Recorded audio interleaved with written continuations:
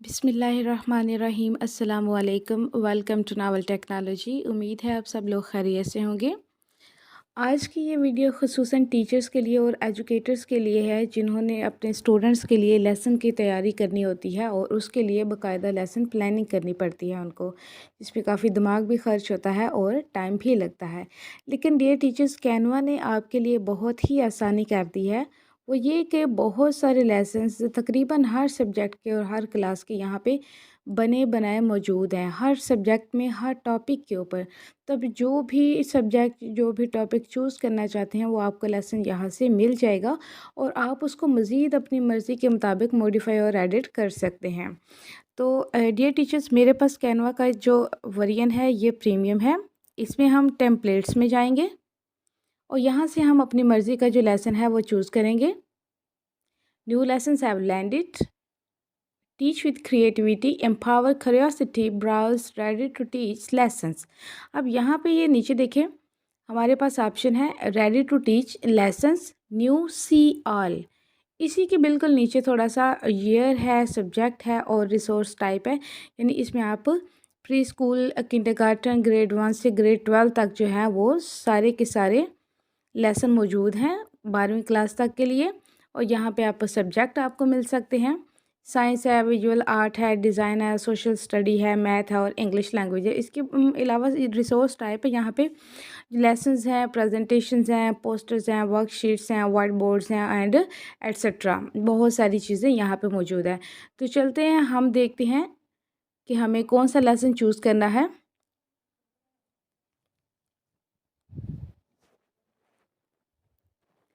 यहाँ पे ये देखें, साइंस लेसन्स हैं, मैथ लेसन्स हैं, इंग्लिश लेसन्स हैं और इसके अलावा हमारे पास आर्ट लेसन्स हैं और बिल्कुल इसी के नीचे बहुत सारे आर्टिकल्स हैं जो कि हमारे लिए बहुत ही मुफीद साबित हो सकते हैं। बहुत सारे टॉपिक्स के ऊपर हैं और इनको हम अपने सब्जेक्ट में भी चूज़ कर सकते हैं और जनरल नॉलेज के तौर पर भी इनको इस्तेमाल कर सकते हैं। हमारा मेन मकसद है यहाँ पे कोई भी जो लेसन है उसको देखना क्या आया कि वो हमारी मर्ज़ी के मुताबिक है या मज़ीद हमने उसको मॉडिफाई करना है। मिसाल के तौर पे यहाँ पे हम इंग्लिश का ही कोई लेसन ले लेते हैं। ये देखिए, पहले नंबर पे मॉडल वर्ब्स हैं, ओपिनियन राइटिंग है, पैराग्राफ स्ट्रक्चर है, प्रोनाउंस है, सिनोनिम्स, एंटोनिम्स हैं और करैक्टर एनालिसिस हैं और बहुत ज़्यादा और भी टॉपिक हमारे पास मौजूद हैं। तो चलिए, इसमें हम सबसे पहले जो सबसे ईजी है उसे ही देख लेते हैं। प्रोनाउंस है यहाँ पे हमारे पास, इसका लेसन हम ओपन करते हैं। यहाँ पे देखें, ये ईयर 6 के लिए यानी 6 क्लास के लिए है, इंग्लिश का लेसन है और इसका प्रीव्यू ये है, अंडरस्टैंडिंग प्रोनाउन केस। ये प्रेजेंटेशन की शक्ल में है। प्रोनाउंस एंड एंटेसिडेंट्स वर्कशीट है, ये रिवाइजिंग रेड्यूडेंट सेंटेंसेस वर्कशीट है, इंटेंसिव प्रोनाउंस स्टोरी बुक है, first, next, then, last graphic organiser है। अब लेसन के जो ऑब्जेक्टिव हैं वो भी यहाँ पे बताए गए हैं। यहाँ पे सबसे पहले लेसन ऑब्जेक्टिव है, यानी सबक के मकासद बताए गए हैं कि क्या क्या होंगे। मैं आपको मुख्तसर बता देती हूँ। In this lesson students will explore pronouns and their cases, honing their skills by identifying them in a worksheet and enhancing their writing through the removal of redundant pronouns. Additionally, students will engage in creative activities like crafting storybooks and constructing step-by-step graphic organizers using intensive pronouns to deepen their understanding. अब यहाँ पे उन्होंने ये बताया हुआ है कि ये जो लेसन है ये रेडी टू टीच और कस्टमाइज़ है, यानी आप इसको पढ़ा सकते हैं या कस्टमाइज़ कर सकते हैं और ये एजुकेटर्स के लिए 100% फ्री है। आपका टाइम बच सकता है और मज़ीद यहाँ पे डिज़ाइन लेसन जो है वो क्रिएट कर सकते हैं, शेयर कर सकते हैं। अब यहाँ पे हम अपना जो है वो यूज़ दिस लेसन ओपन करते हैं। सेविंग लेसन टू फोल्डर,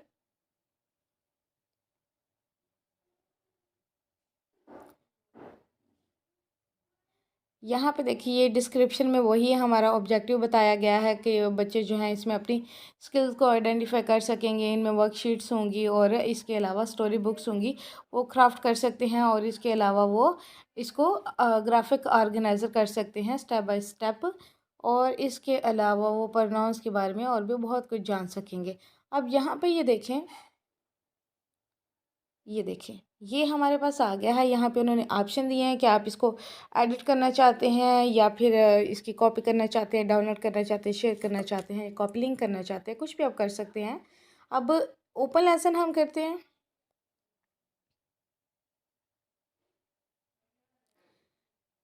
यहाँ पे ये देखें, ये 5 हिस्सों में उन्होंने इसको डिवाइड किया हुआ है। पहले तो अंडरस्टैंडिंग है और उसके अलावा बाकी चीज़ें हैं, तो इसको हम देख लेते हैं। देखें, अंडरस्टैंडिंग प्रोनाउन केस है। ये भी आहिस्ता आहिस्ता ओपन होगा, थोड़ा सा वेट करना पड़ेगा।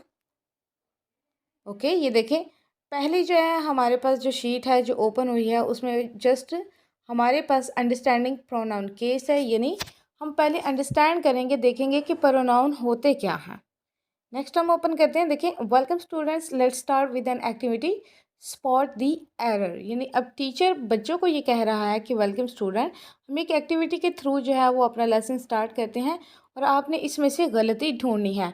माई dad and I walked to they house. अब यहाँ पे जिन बच्चों को थोड़ी बहुत समझ होगी वो गलती ढूंढ लेंगे, जिनको नहीं पता होगा ऑब्वियसली वो ढूंढ नहीं पाएंगे। What is wrong with this sentence? Take a moment to think about it and share your answer. अब टीचर जो है, जो एजुकेटर बच्चों को कह रहा है कि इस सेंटेंस में क्या गलती है। मैं आपको थोड़ा सा वक्त दे रहा हूँ, इसके बारे में सोचो और फिर अपने आंसर जो है वो शेयर करो बारी बारी। नेक्स्ट है correct answer. My dad and I walked to their house. यानी दे की जगह देयर लगना है, जो कि सही प्रनाउन है।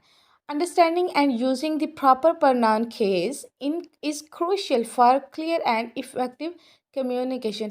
यानी प्रनाउन केस जो है ये बहुत ही समझना जो है वो एक मुश्किल केस है और इसको क्लियर और इफ़ेक्टिव कम्युनिकेशन के लिए मज़ीद अच्छी तरह समझना ज़रूरी होता है। नेक्स्ट हम देखते हैं, टुडे वी विल, यानी आज के दिन हम बच्चों क्या करेंगे, review the 3 cases of pronounce. यानी प्रोनाउन के 3 केस पढ़ेंगे, 3 इसकी जो किस्में हैं या कुछ भी आप कह सकते हो उनके बारे में हम पढ़ेंगे। सब्जेक्टिव है, ऑब्जेक्टिव है, पोजेसिव है। Understand why pronouns need to be in the proper case. अब वो ये कह रहे हैं कि प्रोनाउंस की ज़रूरत ही क्यों पड़ती है प्रॉपर केस के अंदर, ये भी हम पढ़ेंगे।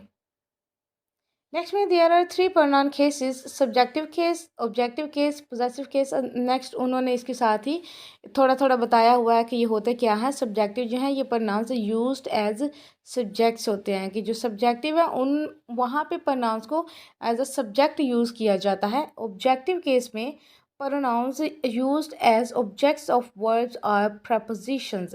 यानी ऑब्जेक्टिव के अंदर प्रोनाउंस को एज ए ऑब्जेक्ट वर्ब का या फिर प्रपोजिशन का इस्तेमाल किया जाता है। पोजेसिव केस में होता है pronouns use to demonstrate ownership. यानी इसमें कोई शख्स ये बताता है कि ये चीज़ मेरी है या ये चीज़ उसकी है।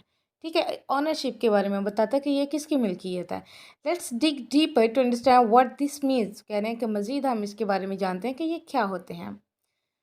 सब्जेक्टिव केस में है pronouns I, you, he, she, it, we, they, who are used as subjects of a sentence. For example, I am going to buy new glasses. He started at his reflection. He stared at his reflection. They, them are my preferred pronouns. अब यहाँ पे वो बता रहे हैं कि I, you, he, she, it, we, they, who, ये सारे क्या हैं एज अ सब्जेक्ट यूज़ हो रहे हैं, लेकिन ये सारे के सारे क्या हैं, ये प्रोनाउंस हैं। एग्जाम्पल भी नीचे दिए हैं। Remember the subject of the sentence performs action or is being described. फिर वो कह रहे हैं कि आप याद रखना है कि जो सब्जेक्ट है सेंटेंस का वो कोई एक्शन परफॉर्म कर रहा है, ठीक है, या उसको बयान कर रहा है, यानी वो क्या कर रहा है। ऑब्जेक्टिव केस है हमारे पास, इसमें pronouns me, you, him, her, it, us, them, whom are used as objects of a sentence. For example, Riza gave the gift to me, यानी रिजा ने गिफ्ट जो है मुझे दिया। His mothers helped him, यहाँ पे हिज मदर आएगा, I think so, यहाँ पे एक मिस्टेक है।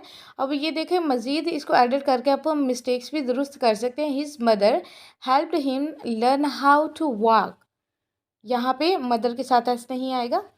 अब इसमें रिमेंबर यानी याद रखने वाली कौन सी बात है, an object is a noun, pronoun or group of words that receives the action of the verb और it is the target of a preposition in a sentence. यानी ऑब्जेक्टिव यहाँ पे क्या होता है, ये जो इसमें नाउन पर नाउन जो या जो ग्रुप ऑफ वर्ड्स है ना, वो एज अ ऑब्जेक्ट इस्तेमाल हो रहा था और ये एक्शन को रिसीव करता है, यानी इसके ऊपर काम हो रहा होता है। ठीक है, नेक्स्ट हमारे पास है लेट्स थिंक, यानी सोचते हैं, the last pronoun case is the possessive case. What does the word possess mean, यानी पोजेस जो लफ्ज़ है इसका मतलब क्या है। Can you guess what type of pronouns are possessive pronouns। क्या आप अंदाज़ा लगा सकते हैं कि pronoun की कौन सी किस्म पोजेसिव pronoun होती है। अब टीचर यहाँ पोजेसिव केस के बारे में बताएगा। Pronouns my, mine, yours, his, hers, its, ours, theirs and whose demonstrate ownership. यानी ये सारे जो लफ्ज़ हैं, ये सारे जो प्रोनाउन हैं, ये मिल्कियत को शो करते हैं कि कौन सी चीज़ किसकी है। एग्जाम्पल मैंने कहा है, दी बैलून इज़ हर्स, गुब्बारा उसका है यानी उस लड़की का है।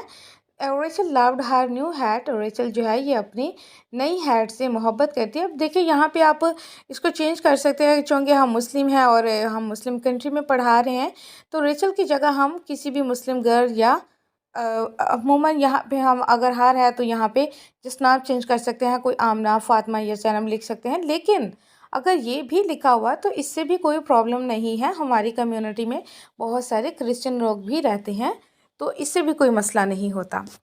Remember, pronouns in the possessive case demonstrate ownership, यानी पोजेसिव केस के अंदर जो प्रोनाउंस है ये मिल्कियत को शो करते हैं। Why is pronoun case important, यानी प्रोनाउन आखिर इम्पोर्टेंट क्यों होते हैं, इनकी क्या वजह है। Clarity, when we use the correct pronoun case our writing becomes clear and easy to understand। जब हम correct pronoun इस्तेमाल करते हैं तो हमारी writing जो है वो clear हो जाती है। clear का मतलब ये है कि उसकी अच्छी तरह से समझ आ जाती है। grammar accuracy using the right pronoun case shows that we know and follow grammar rules। कि जब हम कोई भी दुरुस्त pronoun लगाते हैं तो वो ये शो करता है कि हम pronouns के बारे में जानते हैं और हम grammar rules के बारे में भी जानते हैं कि कहाँ पे कौन सा pronoun लगना है। इफ़ेक्टिव कम्युनिकेशन, यानी इसका तीसरा फ़ायदा ये है, using the proper pronoun case helps us express our thoughts in an accurate manner.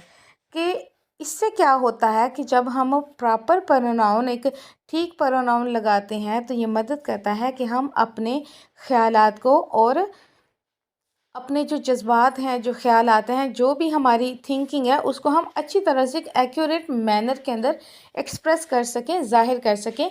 तो प्रोनाउन हमारे लिए इसलिए भी इम्पोर्टेंट होते हैं।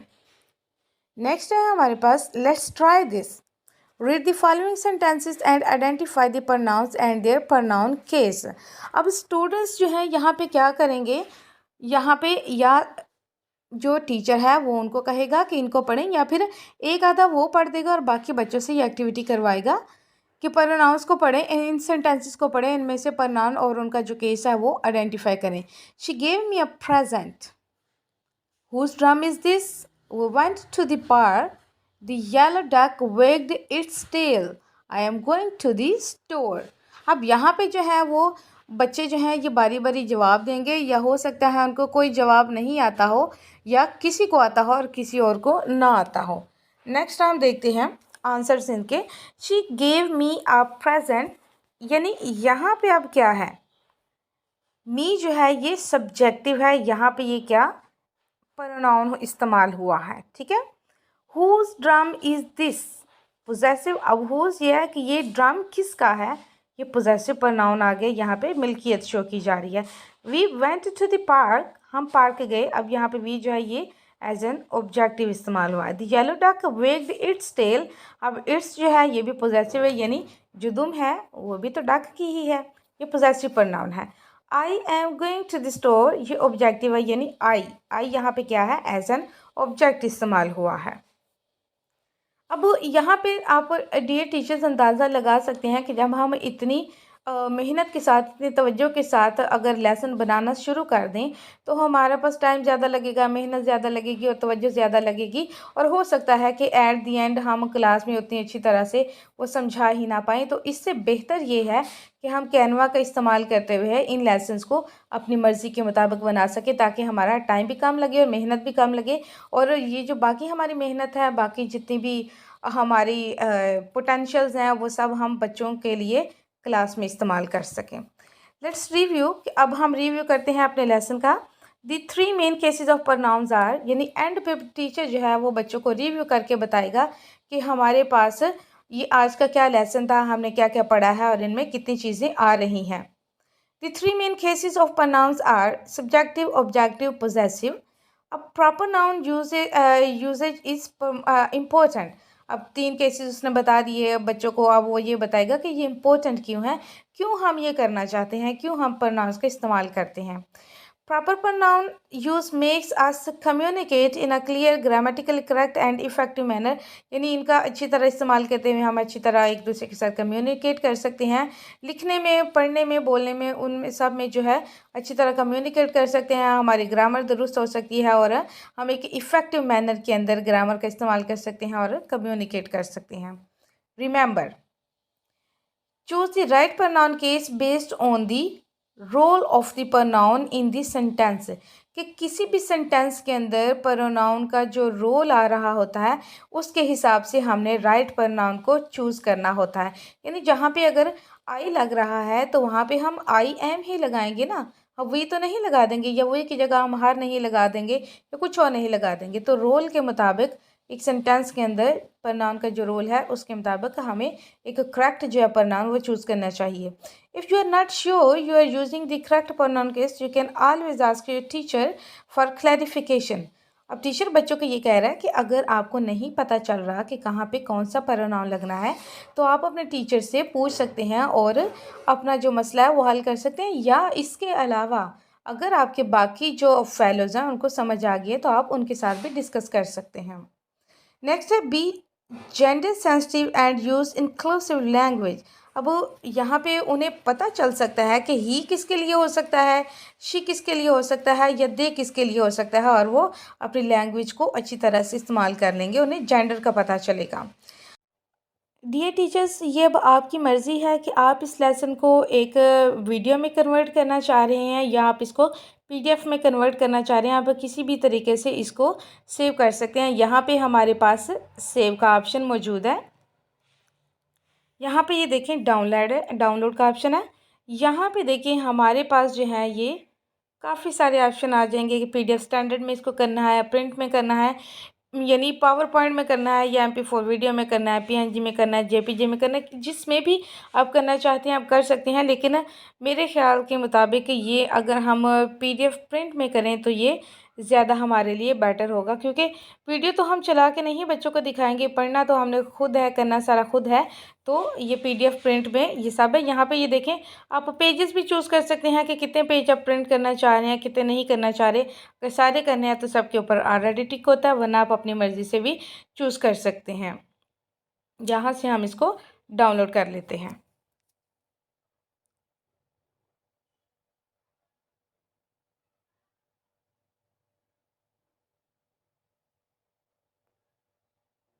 देखिए हमारा जो है लेसन वो डाउनलोड हो चुका है। यहाँ पे हम इसको डायरेक्ट शेयर कर सकते हैं व्हाट्सएप के ऊपर या कैनवा पे, या कहीं भी आप इसको इस्तेमाल करना चाहें आप इसको इस्तेमाल कर सकते हैं।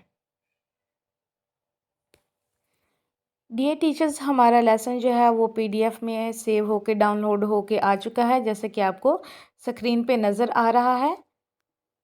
देखिए ये जो बहुत ही अच्छा लग रहा है। आप इसमें मज़ीद चेंज कर सकते हैं, कलर चेंज कर सकते हैं, एग्जाम्पल चेंज कर सकते हैं, कुछ भी अपनी मर्ज़ी का बना सकते हैं। लेकिन ये सारे का सारा आपके पास बना बनाया मौजूद है। अगर आपको चेंज करना भी पड़ा तो बहुत ही कम चीज़ें आपको चेंज करनी पड़ेंगी। आप न्यू पिक्चर्स भी लगा सकते हैं अपनी मर्ज़ी के मुताबिक। होप सो डियर टीचर्स, आपको मेरी ये वीडियो काफ़ी पसंद आई होगी और ये काफ़ी यूज़फुल होगी आप लोगों के लिए। अगर आपको ये वीडियो पसंद आई है please like, share and subscribe my channel. मिलते हैं नेक्स्ट वीडियो में, तब तक के लिए इजाज़त दीजिए। अल्लाह हाफिज़।